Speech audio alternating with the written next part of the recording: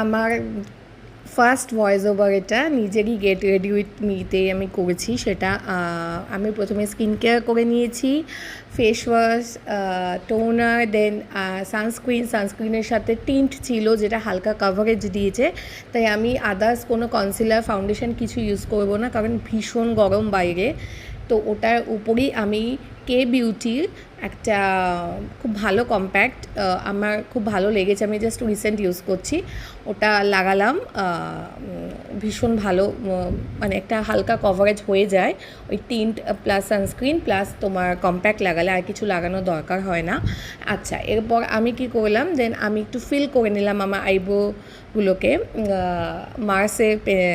মার্সের eyebrow pencil দিয়ে। কারণ হচ্ছে কি আমি ওটা শো করে দিয়েছি আর কি। তো ওটা আমার ফেভারিট পার্ট, আমি একটা আইব্রো ফিল করি, কারণ আমার ওটা ভালো লাগে করতে, আমার দেখতেও ভালো লাগে। আইব্রো এনহ্যান্স হলে এমনি লুকটা ভালো আসে। আচ্ছা, আগে আমি লাইনারও পরে নিয়েছি, যেটা আমি দেখাইনি, ওটা জুডিওর লাইনার। তারপরে আমি মাস্কারা পরেছি, সেটা হচ্ছে মেবলিনের একটা হাইপার ভলিউমটা মাস্কারা। তারপরে যেটা আছে টিন্ট, আমি আর্ট রিদেমের টিন্ট লাগিয়েছি, আমার ওটাও ফেভারিট পার্ট। সাথে লিপস্টিক, সেটা লরিয়াল প্যারিসের লিপস্টিক, ওটাও আমার খুব ভাল লাগে, বার্ন্ড অরেঞ্জ টাইপের একটা লুক আসে।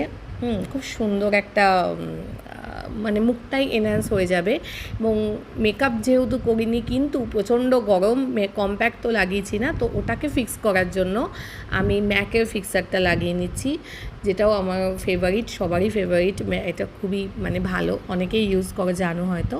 তো ব্যাস, দি এন্ড। সবাই দেখে জানিও কেমন লাগছে। খুব সিম্পল, আমি কোনো রকম কোনো মেকআপ প্রোডাক্টস বেশি কিছু ইউজ করিনি। Thank you.